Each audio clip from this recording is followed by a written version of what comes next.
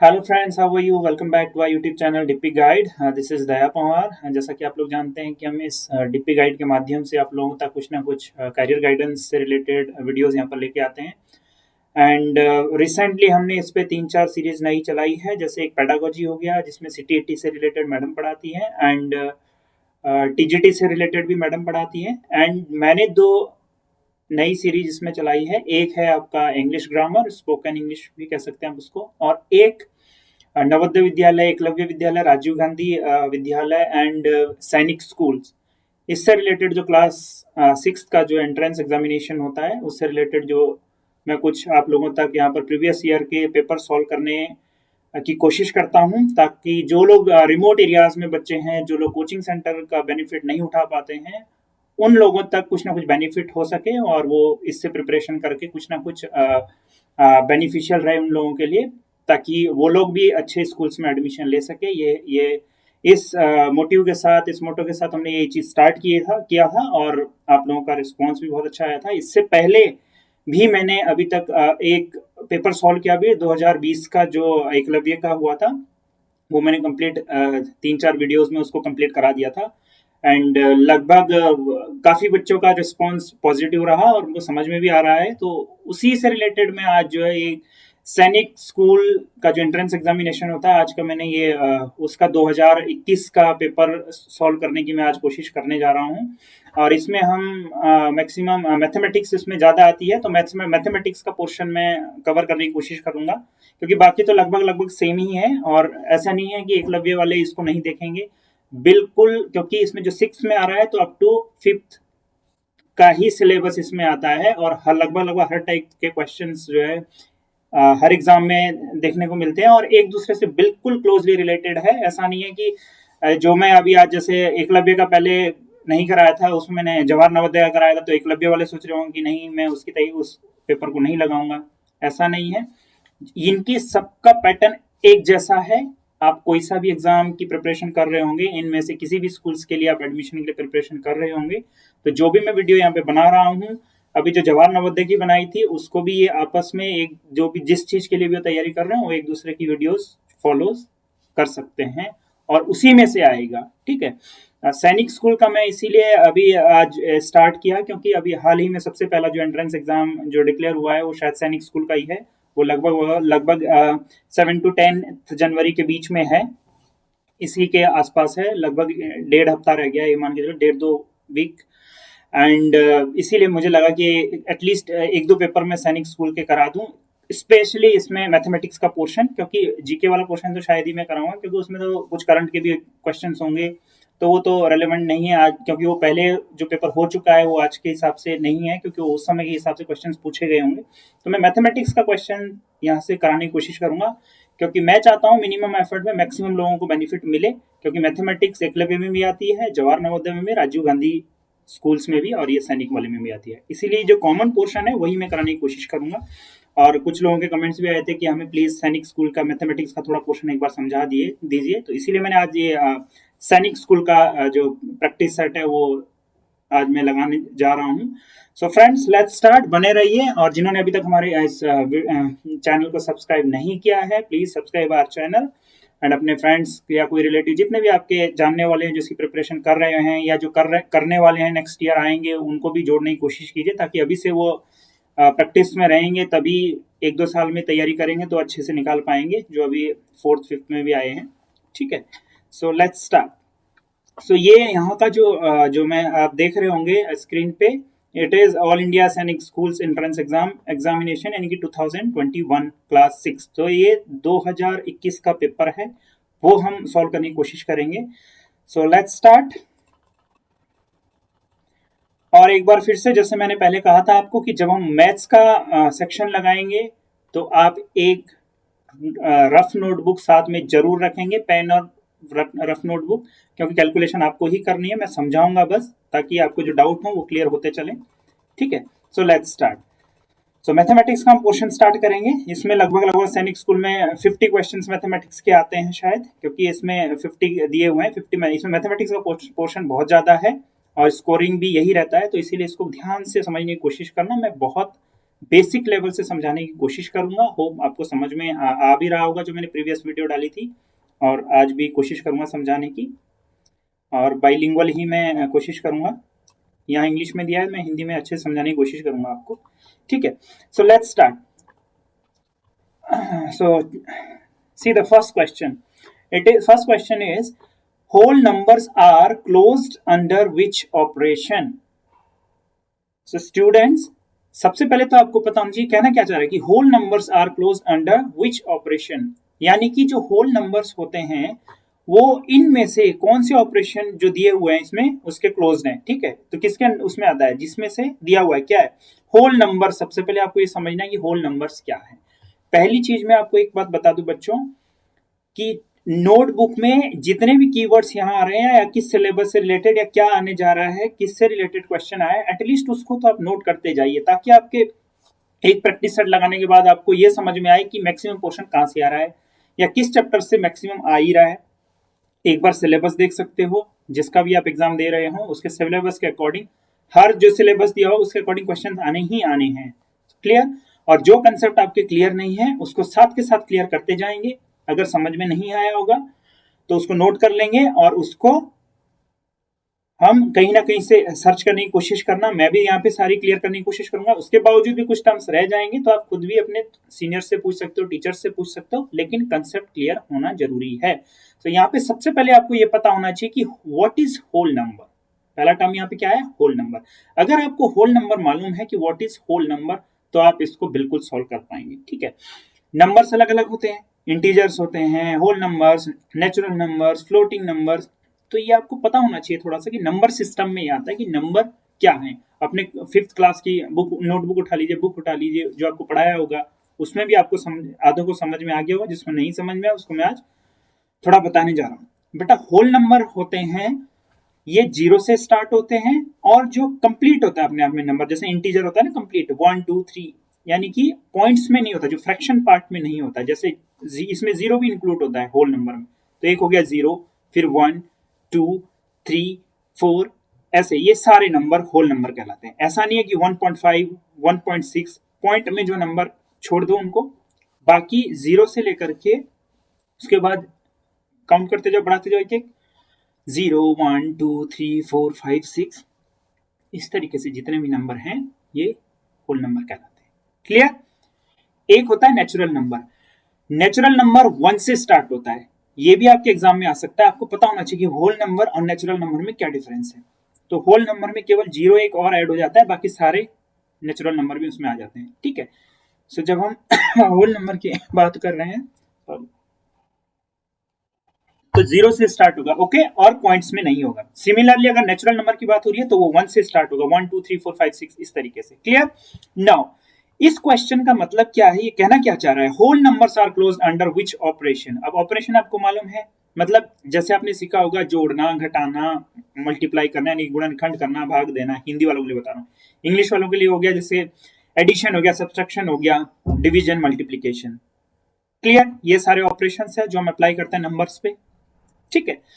अब ये जो क्वेश्चन कहना चाह रहा है, ये कह रहा है whole numbers are closed under which operation. ये कह रहा है जो होल नंबर्स होते हैं ना, जैसे 0 1 2 3 4 5 6 इस तरीके से, ये इनमें से कौन सा जो है क्लोज्ड अंडर विच ऑपरेशंस, कौन कौन सा ऑपरेशन में उसमें क्लोज्ड रहता है। जैसे अगर हम किन्हीं, अगर होल नंबर का होल नंबर में ही अगर सब्ट्रैक्शन करें तो क्या होल नंबर आएगा, या होल नंबर का होल नंबर से ही डिवाइड करें तो क्या होल नंबर आएगा, या अगर होल नंबर का होल नंबर से मल्टीप्लाई करें तो क्या होल नंबर ही आएगा।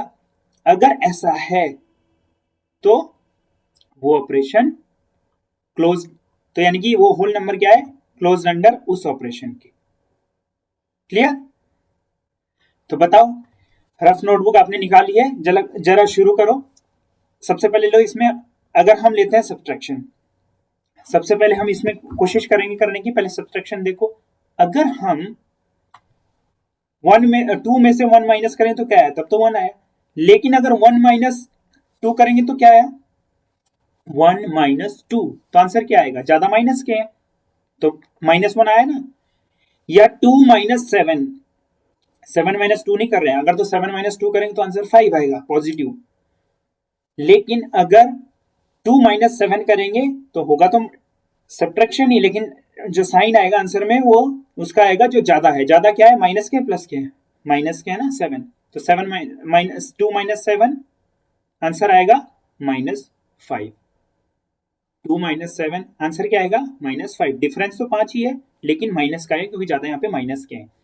लेकिन माइनस माइनस में तो होल नंबर होता ही नहीं, इसका मतलब होल नंबर्स जो है are not close under subtraction. तो ये गलत है क्योंकि हमने जब दो होल नंबर का 2 भी होल था 7 भी होल था, जब 2 माइनस 7 किया तो हमारा होल नंबर नहीं आया, वो -5 आया, वो जीरो से पहले चले गया, माइनस वर्ड आ गया ना, माइनस आगे लग गया, क्लियर, माइनस का साइन आ गया, so it means it is not correct.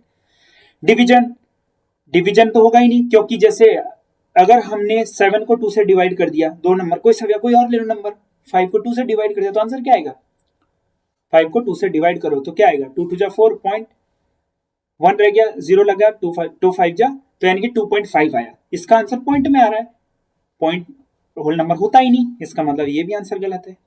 अब मल्टीप्लीकेशन ट्राई करो, 1 इंटू 2 तो आंसर आया 2, 2 इंटू 4, 2 4 जा 8, आंसर आया 8, यानी कि अगर 0 को भी लेते हैं आप तो क्या आ रहा है, 0 इंटू 1 0, 0 इंटू 5 0, तो 0 तो होल नंबर है ही, तो it means answer is this one. Similarly addition, यहाँ एडिशन आंसर नहीं दिया है लेकिन अगर एडिशन होता तो भी होता, क्योंकि 0 में अगर हम 1 का ऐड करेंगे तो भी 1 आता है, 1 में 6 ऐड करेंगे, नंबर कोई सा भी ले लो, कोई से भी दो होल नंबर को ऐड करो तो उसका आंसर भी होल नंबर ही आना चाहिए, ठीक है। तो एक तो मल्टीप्लीकेशन है करेक्ट, अगर हम दो होल नंबर का मल्टीप्लीकेशन करते हैं तो होल नंबर ही आता है, और एडिशन भी है आंसर, लेकिन एडिशन यहाँ नहीं दिया है तो हमें आंसर है क्या, answer is here multiplication, C. Hope आपको समझ में आ गया होगा। Next question, the successor of 1 million is, अब बताओ the successor of 1 million is, ये कह रहा है कि 1 मिलियन का सक्सेसर क्या है, मतलब 1 मिलियन जब आपने लिख लिया उसमें एक जोड़ने पर उसका नेक्स्ट क्या नंबर बनेगा। तो पहले तो बच्चों you should know what is million, 1 million किसको बोलते हैं, 1 मिलियन होता है equal to 10 lakhs, 1 million equal to होता है 10 लैक्स, तो 10 लाख में कितने जीरो आते हैं, 10 के बाद 1 लाख में 5 जीरो होते हैं, तो 10 लाख में कितने होंगे, 6 जीरो 1, उसके बाद 6 जीरो 1 2 3 4 5, एक जीरो और 6, तो पहले 1 लाख लिख, 10 लाख लिख लो, यानी कि 1 मिलियन पहले लिख लो, उसका नेक्स्ट नंबर क्या होगा, नेक्स्ट नंबर क्या होगा जब हम उसमें 1 ऐड करेंगे, तो 1 यानी कि 10 लाख में एक और ऐड कर दो तो क्या आएगा 10 लाख 1, वो आंसर होगा। तो उसको यानी कि उसको बोलते हैं 1 मिलियन 1। तो ये देखो, ये देखो ये क्या है, यहां से शुरू करो, ये यूनिट प्लेस हो गया, 10 प्लेस, 100 प्लेस, 1000 प्लेस, 10,000, ठीक है, लैख, 10 लैख, तो ये देखो 10 लैख, अगर लैख की बात करें तो ये लगभग लगभग 10 लैख 1 है, उसी को बोलते हैं 1 मिलियन 1, तो आंसर इज बी, ठीक है। और अगर हिंदी वालों के लिए तो देखो इकाई, दहाई, सैकड़ा, हजार, 10,000, लाख, 10 लाख आ रहा है ना, 10 लाख, 10 लाख एक है, तो 10 लाख को 1 मिलियन बोलते हैं, प्लस 1 नेक्स्ट नंबर, उसने 10 लाख वाला नहीं बोला, उसका सक्सेसर बताया, सक्सेसर मतलब उसके आगे वाला, तो आगे नेक्स्ट कौन सा जब हम 1 ऐड करेंगे, so this should be the answer, clear. Question number third, the points O U S V R X W T P Q and Y on the number line are equidistance, equidistant, ठीक है। तो ये कह रहा है कि जो भी ये नंबर्स दिए हैं पॉइंट, इसमें इस लाइन में जो नंबर डिनोट किए हैं, यानी कि ये point O U S V, जैसे O U S V R X, ये सारे जो नंबर हैं ये सब इक्विडिस्टेंस पे है, मतलब आपस में बराबर डिस्टेंस पे है, जितना O U है उतना ही O S की दूरी है, उतना ही S V की दूरी है, इस तरीके से है, क्लियर। आगे क्या पूछा है, the fraction represented by length OP is, अब ये बता रहा है फ्रैक्शन मतलब वो भिन्न, वो भाग, फ्रैक्शन मतलब भाग, ठीक है, वो कौन सा भिन्न भाग, किसकी बात कर रहा है, OP की बात, O से लेकर के P, O से लेकर के P, ये जो भाग है ये उस पूरी लेंथ का को हम कैसे रिप्रेजेंट करेंगे, समझ में आया। तो ये कह रहा है ये सब इक्वल डिस्टेंस पे आपस में जो छोटे छोटे पॉइंट बनाए हैं, अब हमें क्या बताना है, इसने कहा कि O से लेकर के P का जो भाग है उसको इस कंप्लीट जो लाइन है इसके करस्पॉन्डिंग हम कैसे रिप्रेजेंट करेंगे। तो हम कैसे रिप्रेजेंट करते हैं बेटा, सबसे पहले हम देखते हैं कि टोटल कितना पार्ट है। ये इट इज लाइक, आपको कुछ नहीं समझना, इसको ऐसे समझना है जैसे आपका 50 नंबर का पेपर होता है या 100 मार्क्स का पेपर होता है। 100 में से आपको 80 मार्क्स आए, 100 में से 80 मार्क्स आए, तो कितना परसेंट रहा, 80%। 100 में से 80 मार्क्स आए तो उसको कैसे रिप्रेजेंट करते हैं। जब आपने मार्क्स देखे होंगे कभी नोटबुक में, जो मार्क्स देते हैं टीचर, तो कैसे देते हैं, जो टोटल होता है वो नीचे लिखते हैं और उसमें से जितना अचीव हुआ वो ऊपर लिखते हैं, 80/100। सिमिलरली यहाँ जब भी पार्टीशन की बात आती है, पार्ट का यानी कि कौन सा भाग है, तो ऐसे होता है, टोटल भाग नीचे आते हैं, उसमें से कौन से भाग पूछा जा रहा है वो ऊपर आता है। तो ये कितना है, देखो कितने डिस्टेंस पे ओ से लेकर के पी, टोटल कितने भाग है, पहले तो ये देख लो, एक यहां से शुरू हुआ, 1 2 3 4 5 6 7 8 9 10, यानी कि 10 यूनिट है ये सारी, 10 यूनिट। अगर हम इसको 1 मीटर माने तो टोटल कितना रहा, 1 मीटर 2 3 4 6 7 8 9 10 मीटर, टोटल 10 है ये।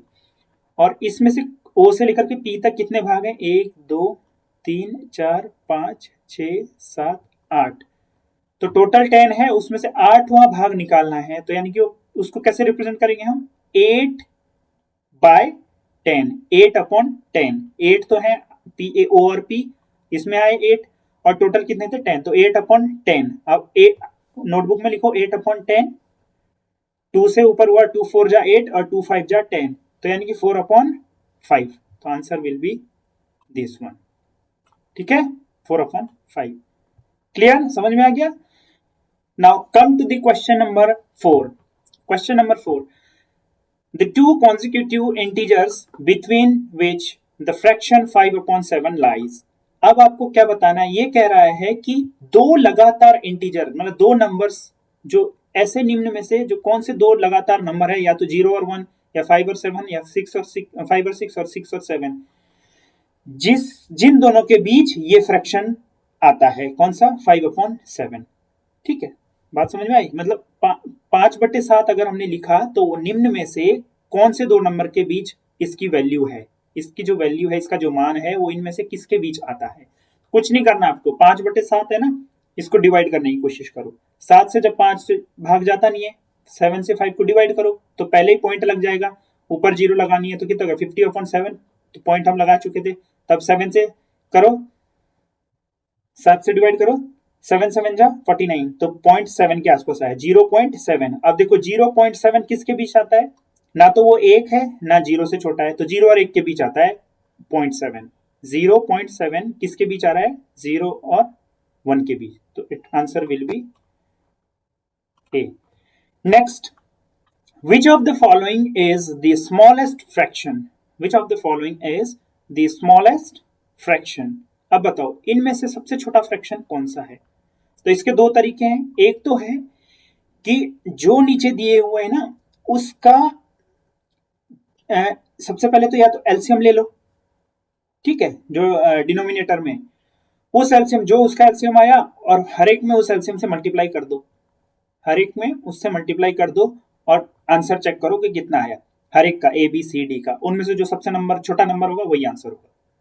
क्लियर, देखो नीचे क्या है, 5 3 6 2, ये तो यानी कि 5 3 6 और 2, इनका एलसीएम क्या आएगा, क्या एलसीएम आएगा, सबसे बड़ी नंबर है 6, 2 से तो हो गया, 2 3 जा 6, 3 से हो रहा है, 3 2 जा 6, 5 से डिवाइड हो रहा है, नहीं हो रहा है, तो 6 का दोगुना करो, 6 दूनी 12, 12 सबसे डिवाइड हो रहा है, इससे भी हो रहा है, इससे भी, लेकिन 5 से नहीं हो रहा है, तो 6 18, इससे भी हो रहा है, इससे भी, लेकिन इससे नहीं हो रहा है, 6 चौक 24, 5 से 6 5 30, यानी कि इन जो सबका जो नीचे वाला पोर्शन है, यानी कि डिनोमिनेटर, जैसे 5 3 6 2, इनका एलसीएम निकाल लो। एलसीएम निकालना मैंने पिछले वीडियो में समझाया था, तो सबसे पहले इनका एलसीएम निकालो, तो इन सबका चारों का एलसीएम आया 30।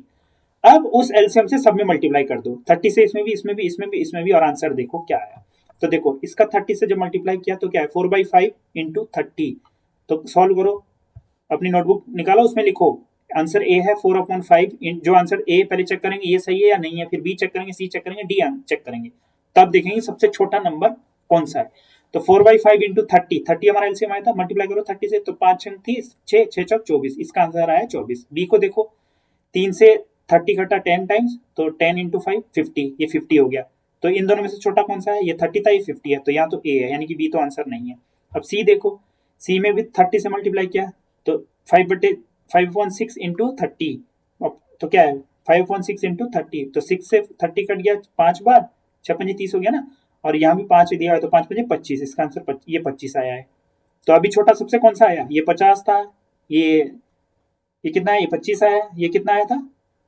24, तो यानी कि अभी भी ए ही आंसर लग रहा है। अब डी देखो, इंटू 30, 5.2 इंटू 30, 2 से 30 15 बार, 15 दूनी 30 होता है ना, 15 15 पंजे 75, तो इससे ये तो 75 आया, यानी कि इन चारों में से आंसर कौन सा है सबसे छोटा? ये पूछ रहा है ना सबसे छोटा कौन सा है, तो ये आया, ये 24 आया था, ये 50 आया था, ये 25 आया था, ये 75, तो सबसे छोटा ये।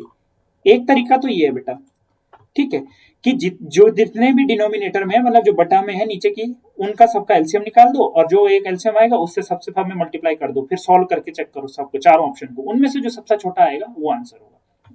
दूसरा इसका एक शॉर्ट वे ऐसा भी है कि पहले ए और बी को चेक करो आपस में। कैसे चेक करो? इनका आपस में गुणा कर दो, मल्टीप्लाई। कैसे? ऊपर से क्रॉस मल्टीप्लाई, तो इसका 4 का 3 में मल्टीप्लाई किया, कितना आया? 4 तिया 12, जो इसका ऊपर का है, ए को ऊपर वाला ले लो, 4 तिया 12, इसका आंसर आया 12, और बी के ऊपर से नीचे कर लो, 5×5 25, तो इसका 12 है, इसका 25 आया है, यानी कि छोटा कौन सा है? ये वाला, तो बी छोड़ गया। अब ए और सी को चेक करो, इसका ऊपर से इसका बट्टे वाले में मल्टीप्लाई कर दो, यानी इसका न्यूमरेटर, एक का न्यूमरेटर, दूसरे का डिनोमिनेटर, तो 4×6 24, इसका तो इसके लिए तो 24 आ गया। अब इसके न्यूमरेटर से इसके डिनोमिनेटर मल्टीप्लाई करो, 5 5 जा 25, तो ये 24 आया ऊपर, इसका आया 25।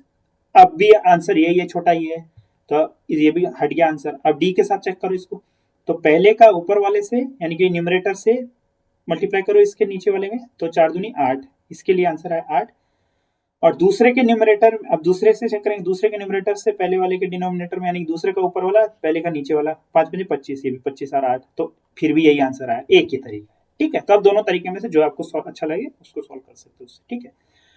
कम to the next question number 4 हो गया हमारा, yes. Now come to the question number 5th भी हो गया, सॉरी, हाँ 5th हो गया ना, हाँ यस 5th हो गया। नाउ 6th क्वेश्चन देखो, the HCF and LCM of two numbers are 6 and 864 respectively.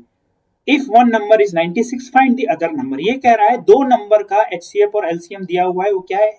HCF H है, LCM है 864। एक तो HCF दिया है, HCF H है, और LCM दिया है 864, और उन दोनों में से एक नंबर दिया हुआ है 96, तो दूसरा नंबर क्या होगा? कुछ नहीं बोला, ये कह रहा है दो नंबर का HCF दिया हुआ है, दोनों नंबर का LCM भी दिया हुआ है, और उन दोनों नंबर में से एक नंबर दिया हुआ है 96, तो बताना दूसरा नंबर क्या है। वेरी सिंपल, कुछ नहीं है, एक फॉर्मूला होता है HCF, अगर ऐसा क्वेश्चन है तो कुछ नहीं होता, HCF into LCM equal to x into y, या N1 इंटू N2, यानी कि दोनों नंबर का मल्टीप्लीकेशन इक्वल टू होता है दोनों नंबर का HCF और LCM। तो क्या होगा? HCF into LCM equal to पहला नंबर इंटू दूसरा नंबर, तो HCF क्या है? 6 इंटू 864, नोटबुक निकाला उसमें लिखो 6 इंटू 864 इक्वल टू पहला नंबर 96 इंटू दूसरा नंबर मान लो x है इंटू x, वहां से x की वैल्यू निकाल लेंगे। अगर आपको समझ में नहीं आ रहा है तो मैं थोड़ा सा बता देता हूं आपको कि कैसे है ये।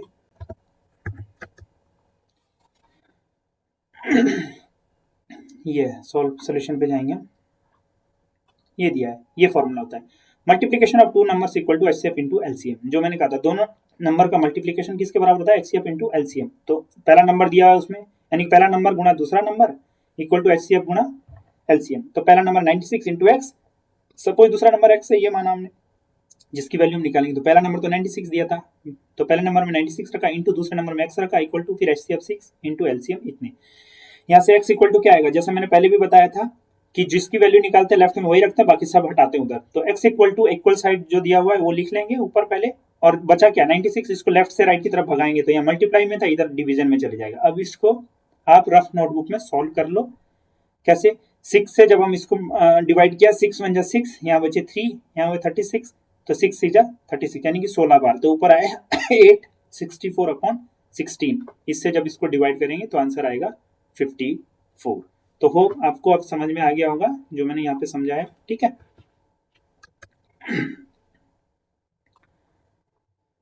सो इसका आंसर है आपका कितना आया था क्वेश्चन नंबर 6 का 54, ठीक है। 6 का है 54, वो सॉल्व करके मैंने बता दिया आपको। अब है question number 7। Come to the question number 7। Question number 7 क्या बता रहा है? The HCF of two numbers is 12 and their difference is 12। Which of the following can be the numbers? ये कह रहा है कि दो नंबर का एचसीएफ दिया हुआ है वो 12 है, और अगर हम उन दोनों नंबर का डिफरेंस करेंगे, उसमें आपस में एक दूसरे को घटाएंगे तो आंसर तब भी 12 आ रहा है। उन दोनों के बीच का जो अंतर है वो भी 12 ही है। तो बताओ वो दो नंबर कौन से हैं? तो ऐसे क्वेश्चन बेटा हमेशा फॉर्मूला लगाने से जरूरी है। आपको ऐसे कॉम्पिटिटिव एग्जामिनेशन में मल्टीपल चॉइस के जो क्वेश्चन है उसमें आपको चारों तरफ से दिमाग चलाने की कोशिश करनी है कि कितना शॉर्टेस्ट वे में मैं आंसर निकाल सकता हूँ। तो पहले देखो ऑप्शन से अगर आंसर मिल रहा है तो इजीली तो उसी को सोल्व कर लो। देखो आंसर से क्या करें, सीधा सीधा बताएं। दो नंबर का एचसीएफ जो है 12 है और उन दो नंबर का डिफरेंस भी 12 है, तो बताओ कौन से है? तो ऑप्शन से चेक कर लो। देखो पहला 48 और 96, अगर 96 में से इनका डिफरेंस देखो 6 - 4 2, तो ये भी 12 है, ठीक है। तो आंसर ये भी हो सकता है। इसको देखो 8 में से 6 गया, ये भी 12 है, ये भी हो सकता है। 8 में से 2 गया, कितना 6, ये तो है ही नहीं। 12 में से 2, ये हो सकता है। यानी कि आंसर ए बी सी में से हो सकता है, क्योंकि सब इनके ही डिफरेंस 12 है। लेकिन अब आंसर ऐसे तो समझ में नहीं आया, ये तो 3 में, इसमें भी 12 है डिफरेंस, इसमें भी 12 है, इसमें भी है। लेकिन अब ये कह रहा है, एक और बता दिया इसने, एक और क्लू दिया है थोड़ा सा क्वेश्चन में। क्या दिया है कि उनका एचसीएफ भी 12 है। अब देखो इनका एचसीएफ क्या है? 12, यानी कि 12 से डिवाइड हो रहे हैं क्या? देखो 12 से 84 करो, डिवाइड करेंगे। 12 से 84, 12 × 96, तो ये तो कट रहा है। ये देखो 12 × 5 = 60, ये नहीं कट रहा है। ये 12 × 72, ये भी नहीं है। तो यानी कि इसका एचसीएफ और इसका एचसीएफ 12 नहीं है, इसका एचसीएफ भी 12 है, डिफरेंस भी 12 है। इसका आंसर है ए।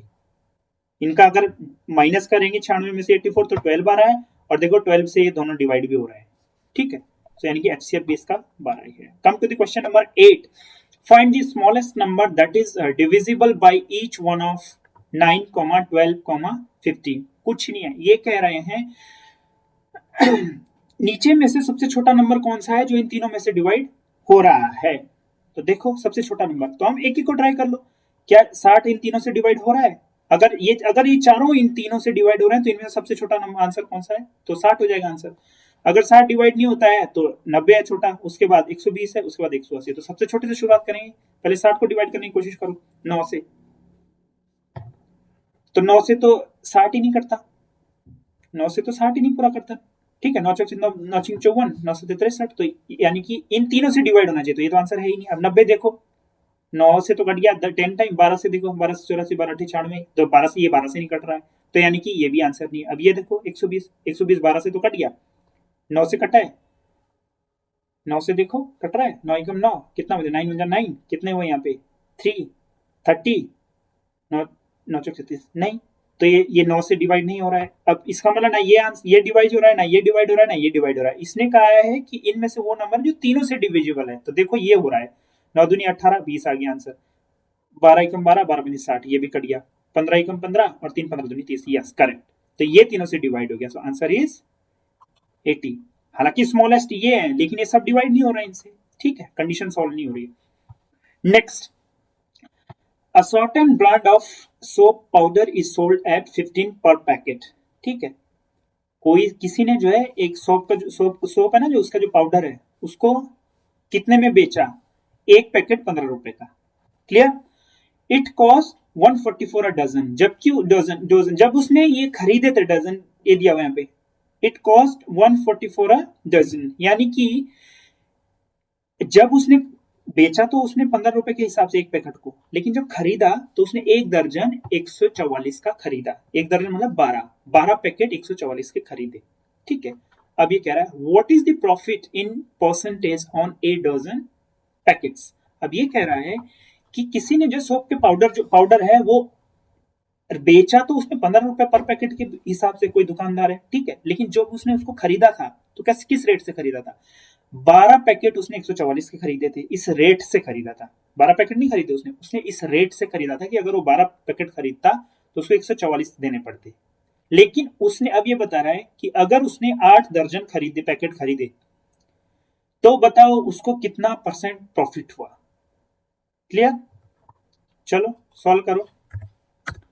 कुछ नहीं करना है, पहले हमने ये देखना है कि जो टोटल पैकेट है उसका खरीद कितनी पड़ी, और उतने जितने उन सभी पैकेटों को जब उसने बेचा तो उसकी जब बेचा तो कितना का पड़ा, तो और उनका डिफरेंस निकाल दिया। बस यही तो होता है लाभ और हानि में, यानी प्रॉफिट और लॉस में। और क्या होता है? यही तो होता है।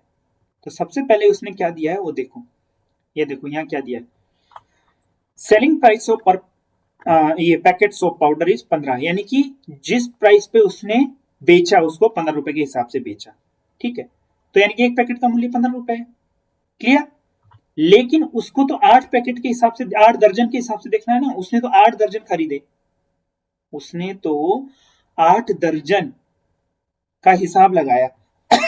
अब अगर सॉरी, अब 8 दर्जन खरीदे, तो पहले तो जब एक पैकेट का मूल्य 15 रुपए है तो उसको 8 दर्जन कितने पड़े?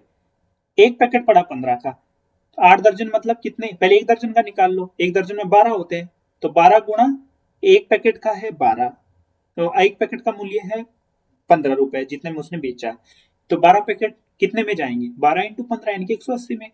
अब ये कह रहा है कि 8 दर्जन, एक दर्जन पड़ा 180 का, तो 8 दर्जन कितने पैकेट के जाएंगे? तो यानी कि एक दर्जन का मूल्य 180 होगा। अब 8 दर्जन का निकालो, 8 गुणा 180, तो इतना आया। फिर से समझा रहा हूं, उसने एक पैकेट को 15 रुपए के हिसाब से बेचा। मान लो पैकेट, मान लो आपके पास एक पैकेट है, उसको 15 रुपए पे बेचना है। ठीक है, लेकिन ऐसे आपको कितने? 8 दर्जन पैकेट बेचने हैं। तो 8 दर्जन, पहले तो आपको ये निकालना है कि 8 दर्जन में कितने पैकेट होते हैं, या तो वैसे कर लो। तो एक दर्जन में 12 होते हैं, तो 8 दर्जन में कितना हो गया? 12 गुणा 8, तो 8 गुणा 12 यानी कि 8 इंटू 12, इतने टोटल पैकेट है जो आपने बेचे हैं। तो उसका मूल्य कितना होगा? 8 इंटू 12 तो पैकेट थे, इंटू 15। तो या तो आप शॉर्ट में ऐसे कर लो कि पहले 8 दर्जन को पहले पैकेट बना दो, टोटल पैकेट कितने हो गए? तो 8 इंटू 12, 8 इंटू 12, और फिर एक पैकेट का मूल्य 15 था, उसमें 15 की गुणा कर दो। तो या तो ऐसे लिख दो 8 इंटू 12 इंटू 15, तब भी आंसर इतना ही आएगा। ठीक है, या ऐसे कर लो, एक पैकेट का मूल्य 15 रुपए दिया हुआ है, तो पहले एक दर्जन का निकालो, यानी कि एक दर्जन मतलब 12, तो 12 गुणा 15 तो इतना आ गया। अब 8 दर्जन का निकाल लो, तो 8 गुणा 180 तो इतना।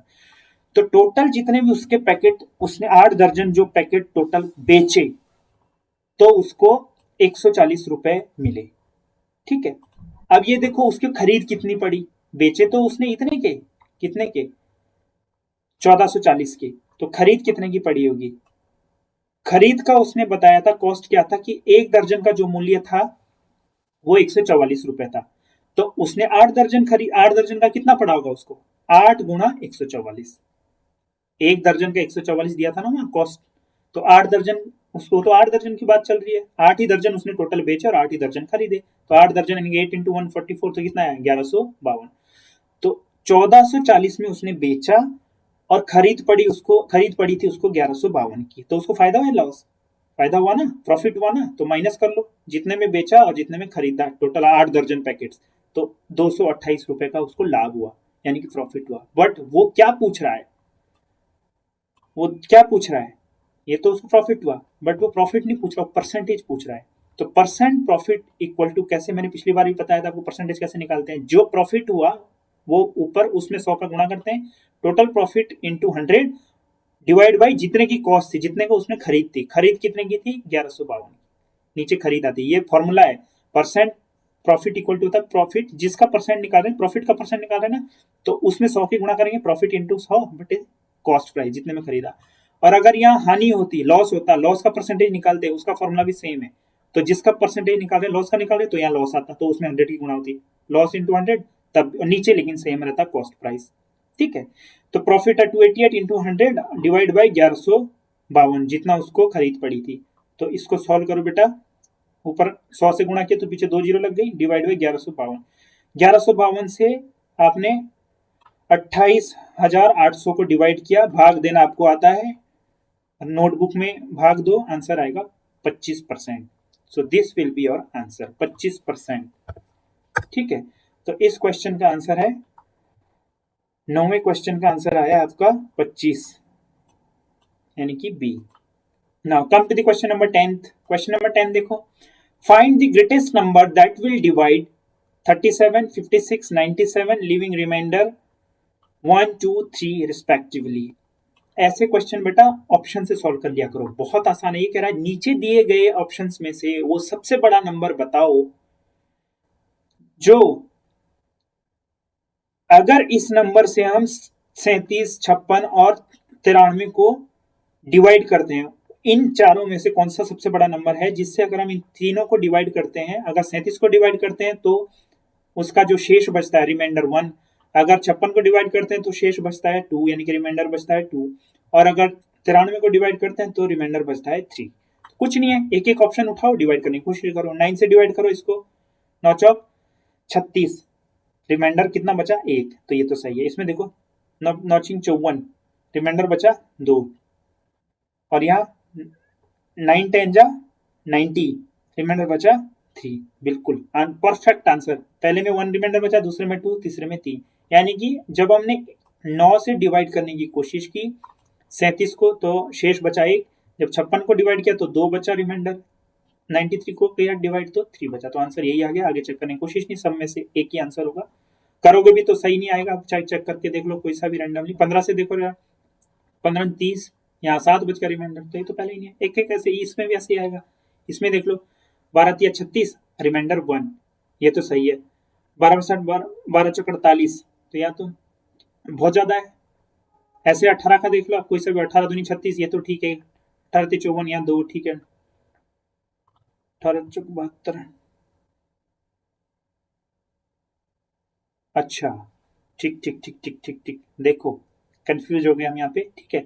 18 से भी डिवाइड हो रहा है बेटा, 18 से भी डिवाइड हो रहा है। देखो 18 से 18 दूनी 36, एक बचा। 18 18 54, यहाँ 2 बचा। 18 18 90, तो यहाँ 3 बचा, यानी कि 18 से भी है।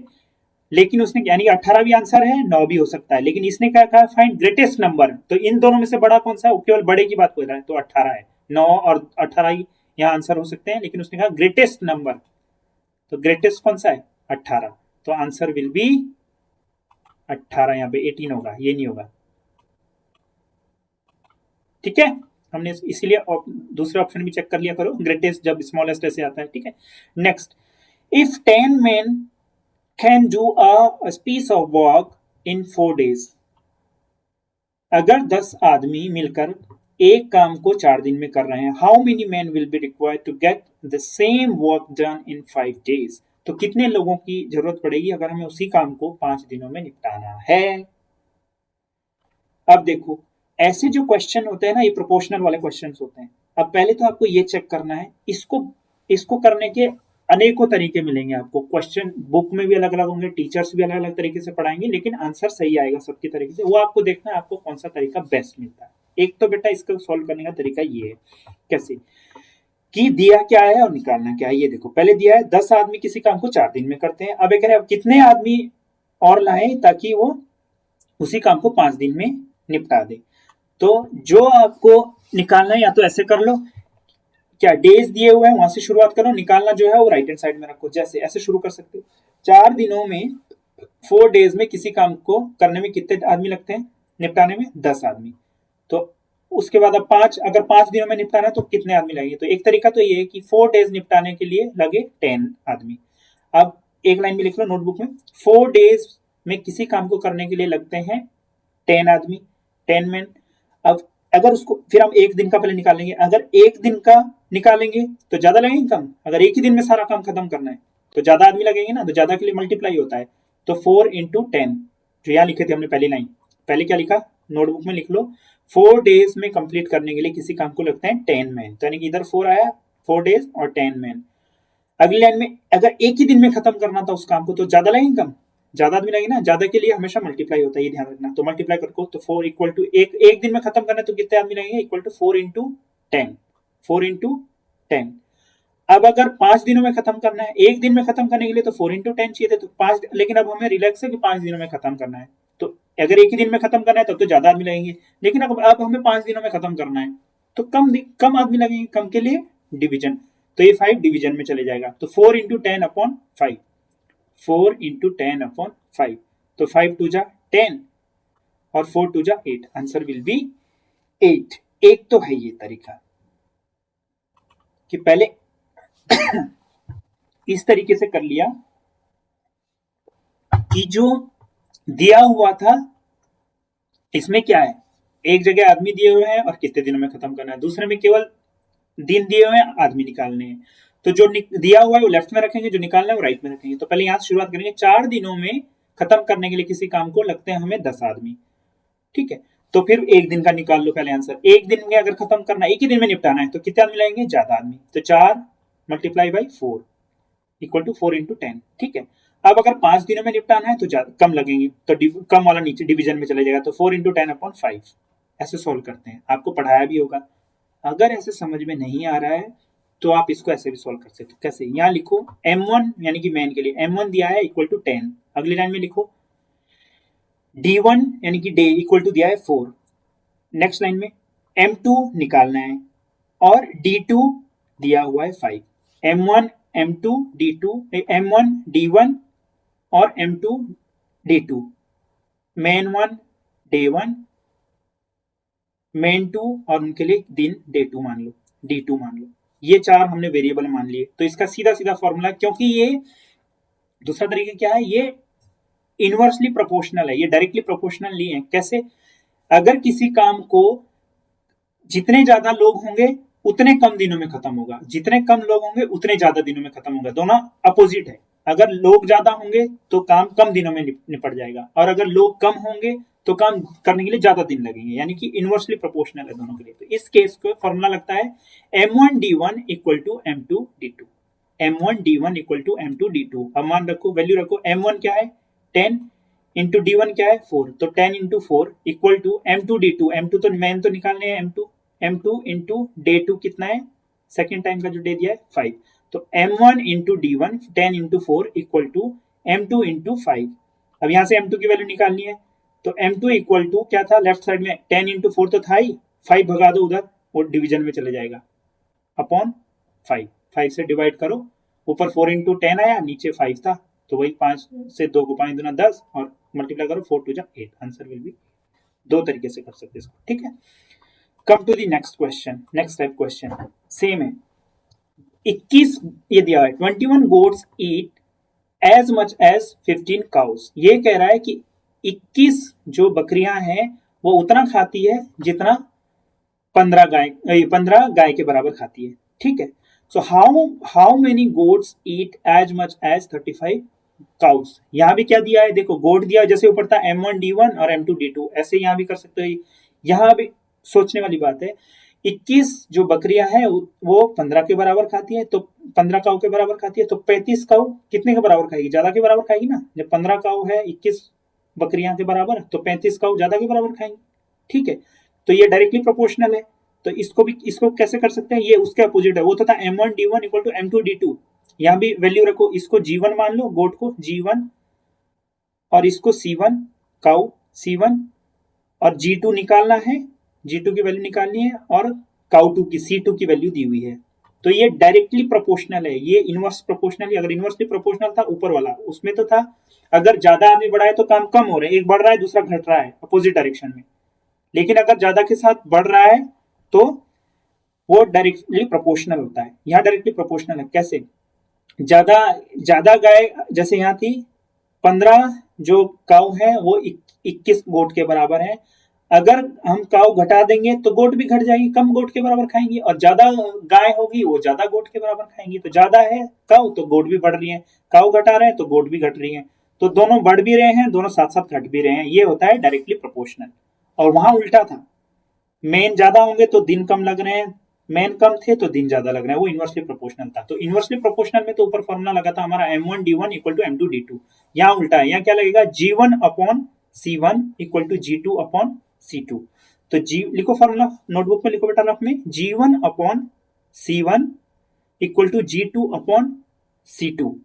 तो G1 की वैल्यू आई 21 अपॉन C1 की value I 15 equal to G2 की वैल्यू आई निकालनी है अपॉन C2 की वैल्यू है 35। तो क्या है 21/15 equal to G2 upon 35 equal to G2 upon 35।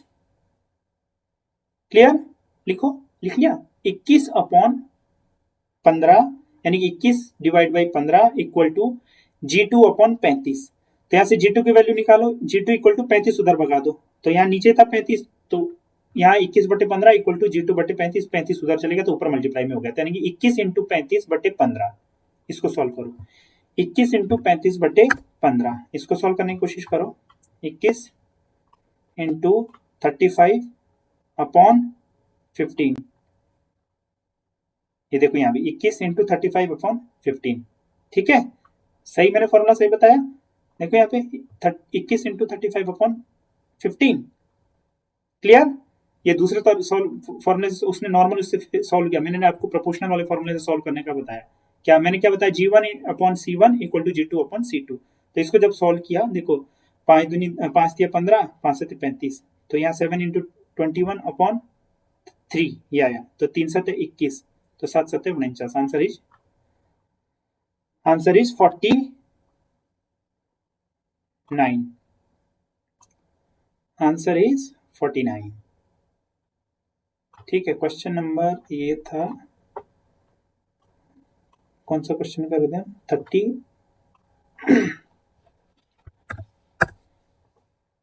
13, question number 13 कर रहे थे ना, क्वेश्चन नंबर 13। देखो इसने लॉन्ग तरीके से किया, लेकिन आंसर सेम होना चाहिए, 49 का 13 से 12 कर रहे थे, 12 का आंसर आया ये दिया 49। या आप बेटा इसको ऐसे भी कर सकते हो, जो दूसरा लंबा तरीका बताया मैंने स्लो वाला, जो दोनों चीजें दी हुई है वो लेफ्ट में रखेंगे। दोनों चीजें क्या दी हुई थी, उसमें कहा था कि 11 गोट्स खाती हैं खाना 25 काऊ के बराबर, तो बताओ अगली कितनी गोट्स होंगी जो 35 काऊ के बराबर खाएंगी। तो दिया क्या है, काऊ काऊ दिए हुए दोनों जगह, काऊ C1 भी दिया हुआ है, C2 दिया हुआ है, गोट में G1 दिया हुआ है, G2 नहीं दिया है, गोट निकालनी है, तो जो निकालनी उसको राइट साइड में भेज देंगे हम यहाँ। तो वहां से शुरू किया, 15 काऊ बराबर 21 गोट्स के खाती है खाना, तो एक काऊ कितने के बराबर खाएगी, ज्यादा है कम, कम के बराबर खाएगी ना। कम के लिए मैंने कहा था, कम के लिए देते हैं भाग, ज्यादा के लिए देते हैं गुणा, यानी कम के लिए डिवाइड, ज्यादा के लिए मल्टीप्लाई, कम के लिए डिवीजन। तो क्या है, 15 cows eats equal to 21 goats, तो 1 काउ कितना खाएगा, ज्यादा है कम, कम के लिए डिवीजन, इक्वल टू के बाहर जो है वो लिखेंगे as it is, divide by 15, पहले वाले से डिवाइड कर देंगे। अब उस नेक्स्ट लाइन में पूछा है उसने कि तो 35 काउ कितने के बराबर खाएंगे, तो 35 क्या है, ज्यादा होंगी, ज्यादा के लिए मल्टीप्लाई, तो 35 मल्टीप्लाई में चले जाएगा, 35 इंटू ये जो ऊपर दिया था 21/15। सॉल्व करो इसको, सॉल्व हमने कर ही दिया, तो आंसर क्या है, आंसर इज 49, ठीक है। सो 12 का आंसर आ गया, और शॉर्ट फॉर्म मैंने आपको बताई दी। अगर शॉर्ट में करना है तो पहले ये समझना है कि डायरेक्टली प्रोपोर्शनल है या इनवर्सली प्रोपोर्शनल, नोटबुक में लिख लो। अगर कोई डायरेक्टली प्रोपोर्शनल है तो क्या लिखते हैं, बटे पहला बटे दूसरा इक्वल टू पहले का जो पहले पार्ट जैसे, यानी कि C1/G1 इक्वल टू C2/G2, ठीक है। अगर G से शुरू करेंगे तो G1/C1 इक्वल टू G2/C2, अगर डायरेक्टली प्रोपोर्शनल है।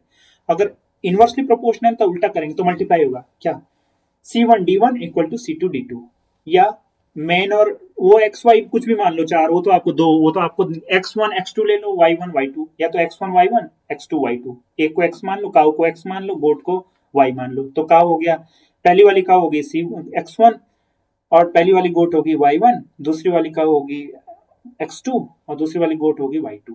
तो ऐसे कर सकते हैं, ये दोनों डायरेक्टली प्रोपोर्शनल है, प्रोपोर्शनल के लिए डिवीजन जाता है, तो X1/Y1 इक्वल टू X2/Y2, ऐसे भी सोल्व कर सकते हैं। क्लियर, होप समझ में आ गया होगा। आपको मैं सारे तरीके बता रहा हूँ, जो आपको बेस्ट लगे वो आप अप्लाई कर सकते हो। Now come to the question number 13 next, a mechanic earns 36,000 on 9 cars, ठीक है। A mechanic earns 36,000 on 9 cars. How much will he earn in one day if in a day he receives 27 cars? ठीक है, यहां भी क्या, एक mechanic है जो 36,000 9 कार पे कमाता है। अब 9 कार की जगह 27 कार्स हैं, तो वो कितने कमाएगा, सिंपल। तो यहां से शुरू करो, 9 कार के लिए कमाता है 36,000, एक कार के लिए कितना कमाएगा उतना निकालो, फिर 27 कार्स का निकालो कितना है। या यहां भी देख लो, 9 कार के लिए 36 है, कार ज्यादा होंगे 27 तो ज्यादा होगा, ज्यादा के लिए ज्यादा होगा, कम के लिए कम होगा। ये भी प्रोपोर्शनल के हिसाब से देखेंगे तो भी आ जाएगा आपका, ये डायरेक्टली प्रोपोर्शनल है। तो इसको अर्न E1 मान लो, कार को C1 मान लो, तो E1/C1 इक्वल टू E2/C2, ऐसे भी कर सकते हो आप। क्लियर, या वैसे करना है तो वैसे भी कर सकते हो, सॉल्व लॉन्ग रूट से। So it is up to you कि आपको कौन सा इजी वे लगता है करने के लिए, सॉल्व करने के लिए। ठीक है, चलो करो सॉल्व।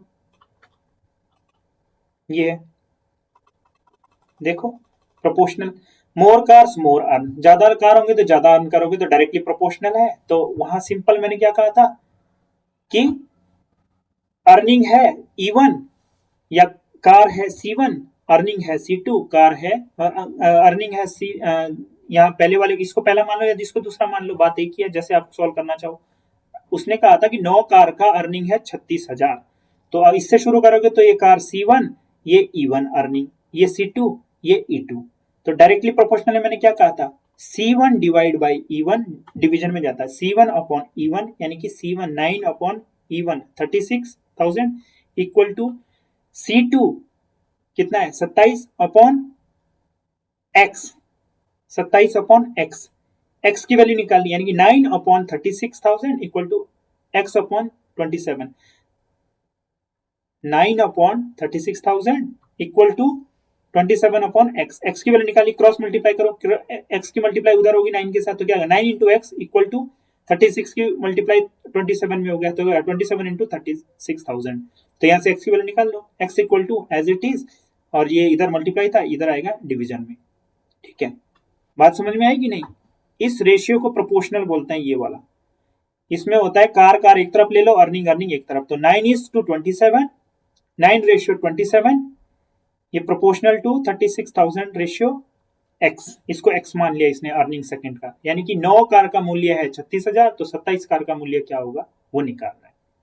तो इसको डायरेक्ट बेटा कैसे करना है, car 1 upon earning 1 equal to car 2 upon earning 2, सबकी वैल्यू रख दो, हमने अर्निंग 2x माना है, क्रॉस मल्टीप्लाई करके x की वैल्यू निकाली, आंसर इज 108,000। ठीक है, 108,000 आंसर है। ठीक है, या ऐसे कर लो 1,08,000 इसका आंसर आ गया। ठीक है, सो 13 का answer is this one. Now next come to the question number 14। Question number 14 क्या हो, 13 तो हो गया हमारा। 13 का आंसर तो मैंने बता ही दिया आपको। 13 का आंसर क्या आया, ये वाला 13 का आंसर है A, this one. Come to the question number 14। Question number 14, if x ratio y equal to 3:5, तो फाइंड द रेशियो, क्या रेशियो फाइंड करना है, 3x plus 4y ratio 8x plus 5y। अगर x और y का ratio दिया हुआ है 3:5, तो 3x प्लस 4y का रेशियो किसके साथ निकालना है, 8x प्लस 5y, इसकी वैल्यू निकालनी है, कुछ नहीं करना है। जब रेशियो में दिया होता है तो इसका मतलब होता है x ratio y equal to 3:5, इसकी वैल्यू होती है कि अगर हम x को y से डिवाइड करेंगे तो 3/5 उसका आंसर है, यानी कि x upon y equal to होगा 3/5, यानी कि x बटा y का मान तो दिया हुआ है 3/5, तो इससे इसकी वैल्यू निकालनी है। तो करो इसको सॉल्व, ये दिया है, ये वो प्रोपोर्शनल वाला ये दिया हुआ है। सोल्यूशन देखेंगे, x रेशियो y दिया है 3:5, तो इसको हम क्या लिख सकते हैं, x बटा, इसके रेशियो की जगह हम डिवाइड, रेशियो का मतलब होता है डिवीजन, तो क्या हो गया x upon y equal to 3/5, यानी कि x बटा y का मान दिया हुआ है, x अपॉन y की वैल्यू दी है, it is 3/5।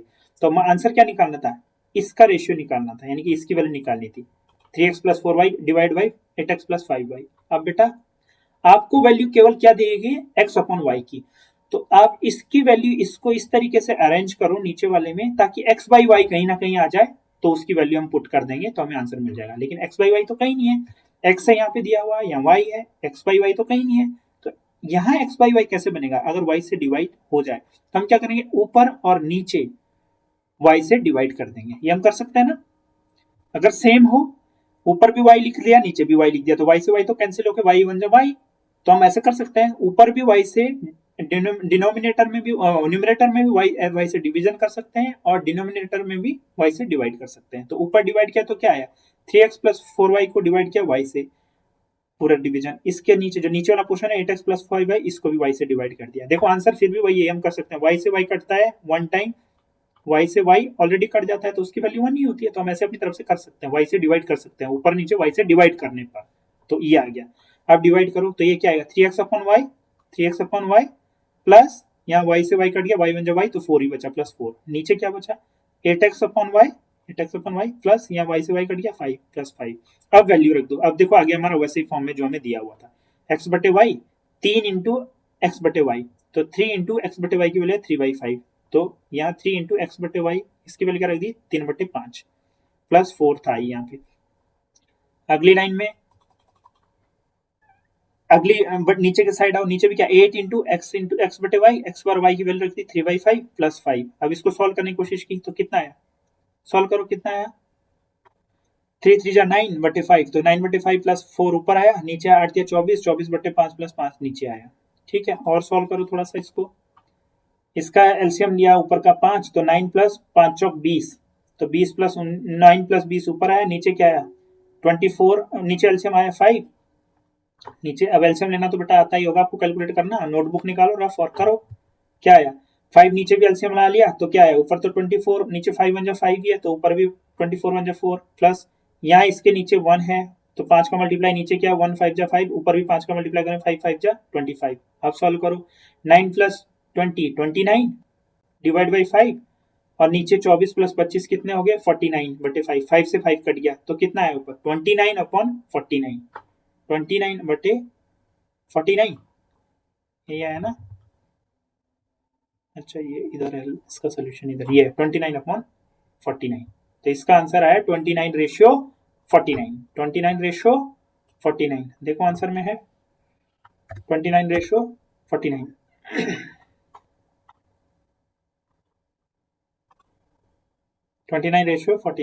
This one answer is C. Now come to the question number 15. Hope आपको समझ में आ रहा होगा, मैं बहुत आराम से समझाने की कोशिश कर रहा हूँ। Question number 15, find the value of m if 3, 8, m, 42 are in proportion. देखो प्रोपोर्शन वाला क्वेश्चन यहाँ भी डायरेक्ट दे दिया, ये प्रोपोर्शन वाला ही क्वेश्चन दे दिया। प्रोपोर्शन का मतलब क्या होता है, पहले और दो का जो रेशियो है वो इक्विवेलेंट है दूसरे और तीसरे का, जो इनमें रिलेशन है 3 और 18 में, वही रिलेशन m और 42 में है। तो मैंने वहां क्या बताया था आपको, क्या लिख सकते हैं 3/18 इक्विवेलेंट टू m/42। फिर रेशियो क्या कर सकते हैं, डिवाइड, जो अभी समझाया था ऊपर, तो क्या लिख सकते हैं 3/18 इक्वल टू m/42। सॉल्व कर लो। चलो आंसर भी दिखा देता हूं आपको।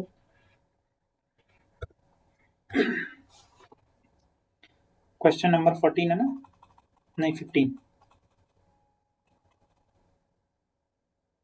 क्वेश्चन नंबर 15 ये दिया, यही था ना वहां 3, 18, m, 42 are in proportion. Proportion का मतलब होता है जहां प्रोपोर्शन लगा यानी कि इक्विवेलेंट, ये दो डबल साइन, तो शुरू के दो का रेशियो निकाला 3 × 18 और लास्ट के दो का रेशियो m × 42, ये डबल रेशियो लगा दिया, इसको बोलते हैं प्रोपोर्शन यानी कि इक्विवेलेंट। जो इसमें रिलेशन है वही रिलेशन इन दोनों में भी है, तो इसको हम ऐसे लिखते हैं 3/18। अभी मैंने ऊपर बताया था आपको कि रेशियो का मतलब होता है डिवीजन भी लिख सकते हो, 3 डिवीजन 18, बीच में इक्वल लगा सकते हैं, फिर m डिवीजन 42, ठीक है, m डिवीजन 42। अब इसको सॉल्व करो, 3/18 equal to m/42, cross multiply करो, 3/18 इक्वल टू m/42, तो m इक्वल टू क्या आया 42 × 3/18, तो 42 × 3/18 सॉल्व किया, 3 6 जा 18, 6 से 7 6 से 6 7 जा 42, 6 7 42, answer is 7। So answer of 15 is 7। 15th का जो आंसर है दैट इज 7, यानी कि सी। 15th का answer is C. So friends, hope आपको समझ में आ रहा होगा। आज का जो हमने जो पोर्शन पकड़ा था दैट वाज सैनिक स्कूल, ऑल इंडिया बेस पे जो सैनिक स्कूल में एडमिशन के लिए जो एंट्रेंस एग्जामिनेशन होता है क्लास 6 का, that we try to cover in today's video, and वो भी 2021 का जो पेपर था उसको प्रैक्टिस सेट को हमने लगाने की कोशिश की। अब बाकी हम कंटिन्यू नेक्स्ट वीडियो में करेंगे क्योंकि इसमें बहुत लंबी वीडियो बन जाएगी। सो आज के हमने 50 में से 15 क्वेश्चन स्टार्टिंग के सॉल्व करने की कोशिश की। बहुत स्लोली मैंने समझाने की कोशिश की, हिंदी इंग्लिश दोनों लैंग्वेज का यूज किया, इंग्लिश में दिया हुआ था, मैंने मैक्सिमम हिंदी में उसको समझाने की कोशिश की आपको। होप बच्चों आपको समझ में आया होगा। जो सैनिक स्कूल्स का जो एंट्रेंस एग्जाम देने जा रहे हैं वो इसको ध्यान से एक एक क्वेश्चन को सॉल्व करें। एंड जो एकलव्य है और राजीव गांधी है और आपका जवाहर नवोदय वाले हैं, उनका सिलेबस में भी ये सारे हैं मैथमेटिक्स का पोर्शन। तो वो भी इसको ऐसा ना करे कि वो सोचे कि ये तो हमारे से रिलेटेड नहीं है।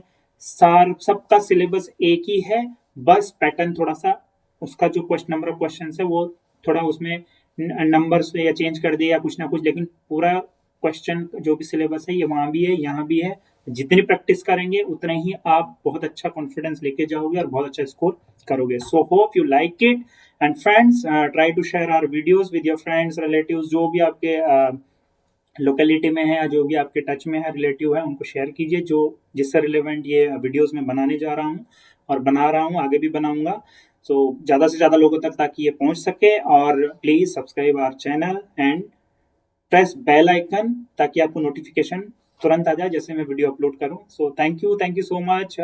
जल्द ही मिलेंगे नेक्स्ट वीडियो के लिए। तब तक इन 15 क्वेश्चंस की जो आधे आज हमने क्वेश्चंस किए उसको सॉल्व करने की कोशिश करें, प्रैक्टिस करें, क्योंकि बच्चों को टाइम लगता है सॉल्व करने में जब तक इस पे अच्छी से कमांड ना हो। इसीलिए मैं वीडियो कुछ 1-2 दिन छोड़ के ही डालता हूँ ताकि तब तक बच्चों की इस पे प्रैक्टिस हो सके। तब तक इन 15 क्वेश्चंस को जितने भी कराएं इसको बहुत अच्छे से कर लें।